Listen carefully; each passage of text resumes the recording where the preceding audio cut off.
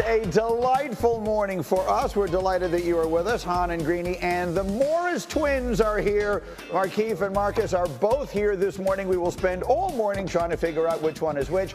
Plus, we've got plenty more this morning. Oh, Jay Will is in Indiana. He was at the game last night, and we got a football squad put together for you as well today. So much to do and only one place that it can begin, and that is in Indy last night. Game 3, Pacers and Knicks. Indiana looking to apply what essentially would be the knockout punch of the series against Jalen Brunson and New York. And through the whole first half, Allen, it looked like they were going to do it. Obi Toppin with the slam. It really was a party there in that first half, and it was once again the same formula. They were getting turnovers, turning them into points instantly, and it was demoralizing to the Knicks. Look at these leak-outs and breakouts and just how fast this team gets into transition, literally the Pacers. Yeah, the Pacers had a 13-0 run in that second quarter. Their lead would swell to as many as 20, and it looked like it was going to be just a walk in the park from there. But the Knicks would cut it.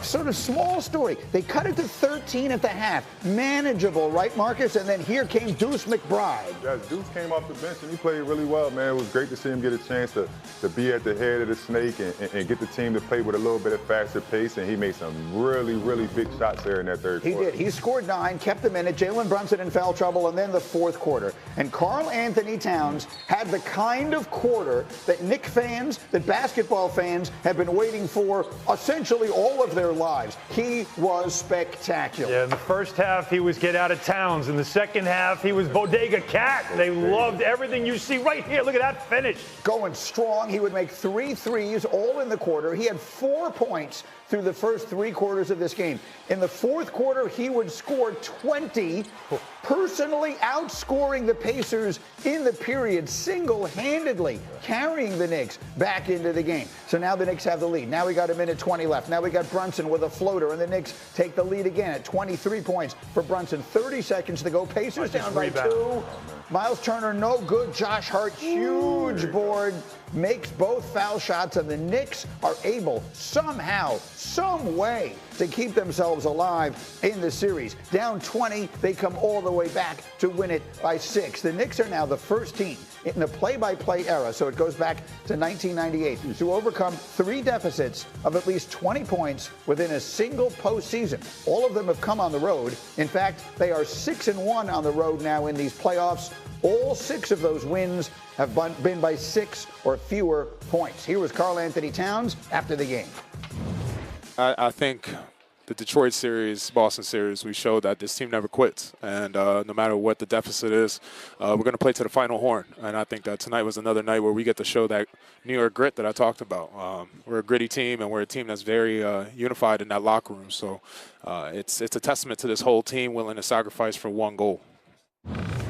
And it was one unbelievable performance. And Jay Williams, you were there. We'll start with you. You've known Cat pretty much all of his life. How about that performance in the fourth quarter last night? I mean, Granny, it was dramatic, it was necessary, and it was bold, right? I mean, obviously, his first 3 quarters, not scoring in the first quarter, opening of the game, and then for him to have 20 of his 24 points and finish the way he did. I have to just say this off the top, Greeny. I've known Cat since he's been 14 years old. We both went to St. Joseph's High School in Metuchen, New Jersey.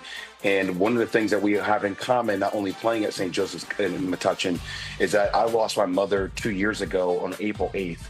He lost his mother 5 years ago on April 13th to COVID.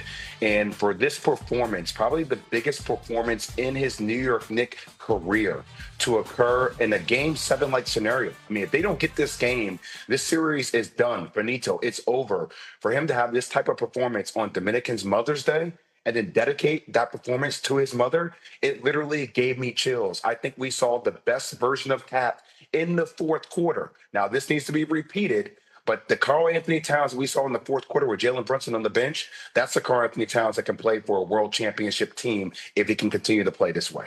Yeah, it's really well said. And look, the bottom line of it is if he doesn't have that fourth quarter, this series is over in every meaningful way. Mark, if you watch the performance, he does it from deep as he is able to do. He's aggressive taking it to the basket. What did you see specifically in his game in that fourth quarter? I've seen the whole arsenal, Greeny. I mean, I've seen the things that Cat has to do for them to win.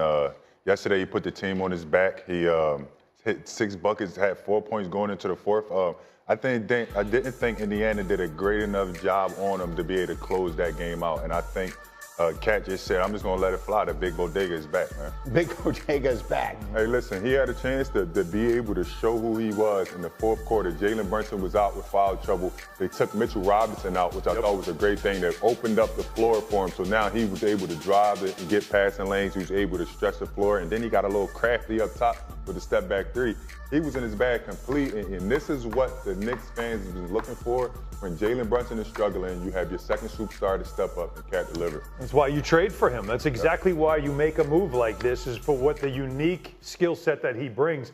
Now, keep in mind in the playoffs, we have seen this before. Game 6 against Boston, he was fantastic. Right. Game 4, he was fantastic in those games. It's the other games that fans get frustrated, the first half performance where you get frustrated. But he looked like what you were just talking about. They made the lineup change. They bring Mitchell Robinson into the starting lineup because they want to get more rebounding. They want to get more defense because the opposing teams have been picking on Karl-Anthony Towns and pick and roll. But that also is now an adjustment in how you play with a big man who's now going to sit in the paint. Now, he has played with Rudy Gobert in Minnesota, so he's kind of had that guy in the dunker spot. But it's a different look. But taking him off the floor and leaving Towns out there, with the lineup they had on the floor, when you consider that it's DeLon Wright who hasn't played a lot, it's Landry Shamet hasn't played a lot, there was no one else to carry the offense but him. He had to do it, and he came up huge when he was needed most. Jay, Will, you were there. The first take is, as I happened over here in their meeting this morning, I have no problem whatsoever taking their question and supplying it to ours. So, was this a game that the Knicks won? Or was this a game that the Pacers gave away? I felt like we asked that question all the time when the Knicks were making those comebacks against Boston. The Pacers basically had this series dead to rights in the third quarter of this game last night, and they let it get away. How did you see it in the building?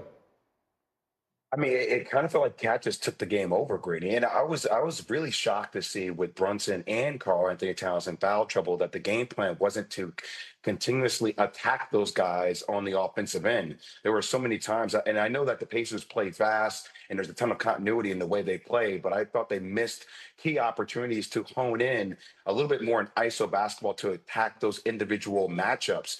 But look, The Pacers not forcing turnovers, too, was critical. The Knicks have carried the ball better in the fourth quarter, only 2 turnovers in the fourth for the Knicks. But I got to give all hats off to Karl-Anthony Towns in this performance. And also Jalen Brunson, there was a play that we'll talk about later where in game 1, he tries to make that play, Alan Hahn. Remember we talked about that. He tries to make that pass to OG Anunoby. OG, ends up losing the ball. And in this game, down the line when it mattered the most, Jalen Brunson did not make that pass. He managed the game. He kept the ball in his hands. He made those 2 free throws. Game over. It was a phenomenal performance. I give my cap off to the Knicks in this one. And so the Knicks played deeper last night. For those of you who don't follow it, the Knicks played 9 guys substantial minutes. But there's an old expression, right? Necessity is the mother of invention. Like, we could give Tom Thibodeau all the credit in the world for finally changing up his strategy. But last night he had to do it because of the significant foul trouble that his guys were in. Did he stumble onto something by going deeper, by playing guys who you had forgotten were even on the team going into last night's game? Do you think he stumbled onto a formula that could help the Knicks get all the way back in the series? I think possibly, but I also think having Cat out there with the floor space really helped him out, right? Yeah. Like he was able to be himself. He got the ball. He got touches every time down. And you know how that feels when you know that the ball is going to touch your hands. In the first half, Mitchell Robinson was in his way. His game is inside out, and he couldn't just sit out there and settle for threes. I think he found something, but I've been saying this all season. You have guys on the end of that bench. You have to give them an opportunity to see what they can do.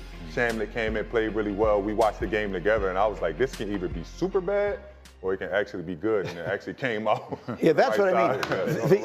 The lineup change that he made in the starting lineup, Mitchell Robinson for Josh Hart, is one thing. It's another thing entirely all of a sudden when you're playing guys like Wright and Shamet, who had basically not seen the floor at all in this. He had to do that because of foul trouble. He went to them as defenders, counting on Karl-Anthony Towns to single-handedly carry the offense, and it worked. I mean, look, when you bring guys that haven't played in the whole playoffs, Indiana has to take a step back and kind of regroup and see what those guys are giving. You haven't seen them all playoffs. It's a different look.